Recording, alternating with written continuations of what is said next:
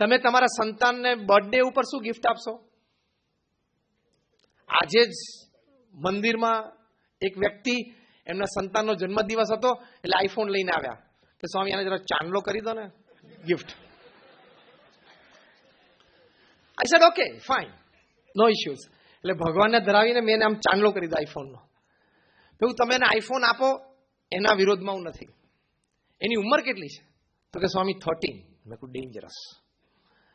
તમે આને નેટ આપવાનો છે ફોન ઉપર? તો કે આ. મેં કહ્યું you are losing your child. પછી મેં એમને પ્રસંગ કર્યો, એ મારે તમારા બધા સાથે શેર કરવો છે. નાઉ લિસન વેરી કેરફુલી. આઈફોન કોને શોધ્યો? બોલો. Steve jobs. સ્ટીવ જોબ્સ કેન્સરના લીધે મૃત્યુ પામ્યા હમણાં 1-1.5 વર્ષ પહેલા.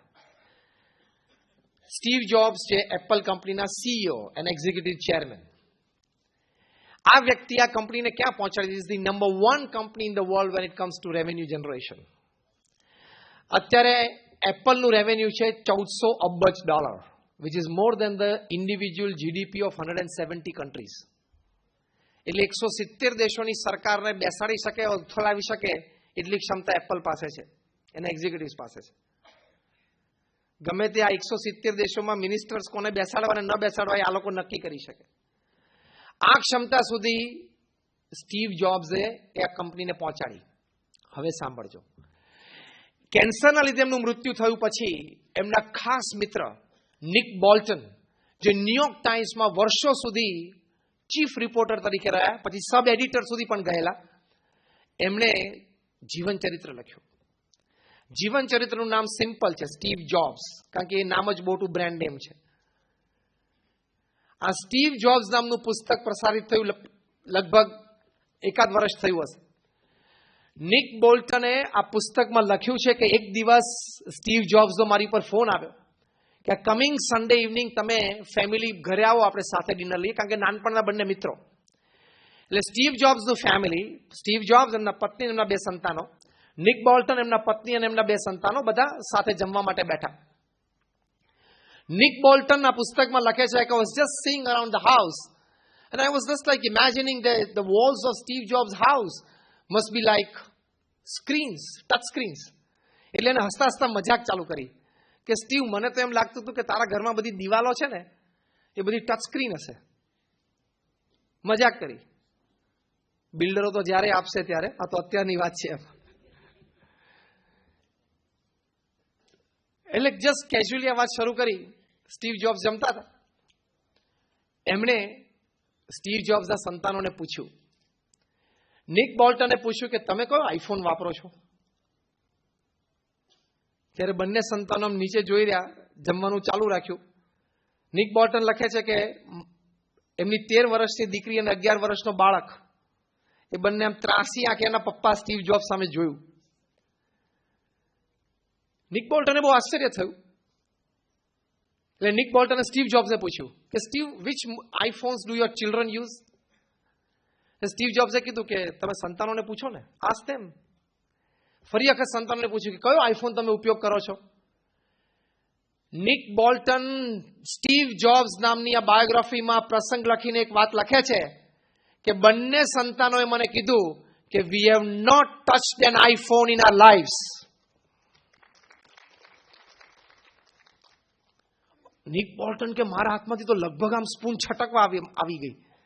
શું વાત છે? તરત એને સ્ટીવ જોબ્સને પૂછ્યું, બંને મિત્ર નાનપણ, એટલે તું ક્યારે બોલાવી શકે? સ્ટીવ, આ શું છે?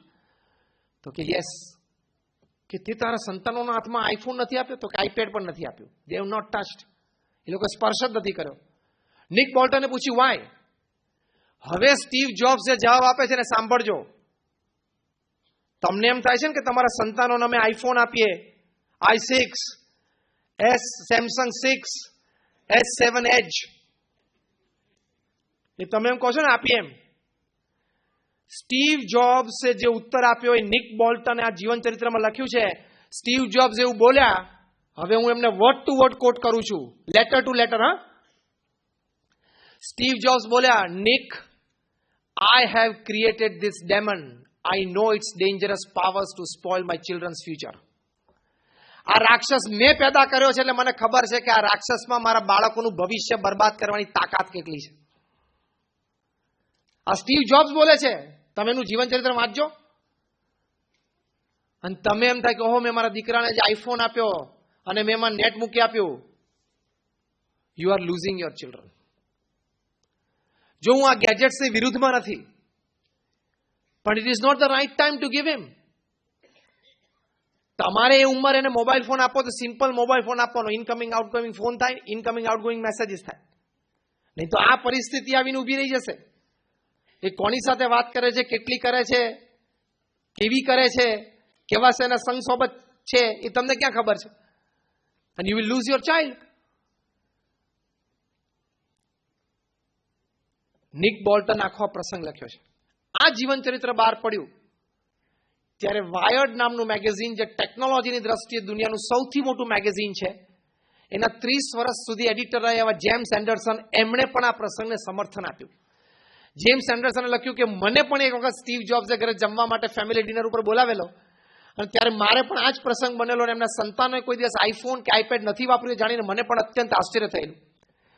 અને એની પરથી પ્રેરણા લઈને દુનિયાનું સૌથી number 1 technology magazine Wired, WIRED, એના એડિટર ઇન ચીફ જેમ્સ એન્ડરસને પ્રેરણા લીધી સ્ટીવ જોબ્સમાંથી અને એમના 5 સંતાનો in the age group of 7 to 15, 5 સંતાનોને જેમ્સ એન્ડરસન એમના ધર્મપત્નીએ સાથે બેસીને સમજાવ્યા. 5 સંતાનોએ ખૂબ પ્રેમથી એમના આઈફોન સરેન્ડર કરી દીધા અને આજે એમના પહેલા 2 સંતાનો ન્યુરોલોજી અને ફાર્મસીમાં માસ્ટર્સ ભણે છે. તો આવી રીતે આવા મા બાપ સજાગ છે. જો એ સજાગ નહીં રહો તો આ જે બાળક હતો, આ જે યુવાન હતો, એવા યુવાનો તમારા ઘરમાં તૈયાર થશે. આ તો ઠીક છે કે ઇમોશનલ પ્રસંગ બની ગયો ને યુવાન પાછો વળી ગયો, પણ ધારો કે ઇમોશનલ પ્રસંગ ન બન્યો હોત તો તેમને તો આખી જિંદગી સફર થવાનું જ હતું. એટલે you need to spend time with your children. એને સમય આપીને તમે આ બધી વાતો એને સંસ્કારિત કરો.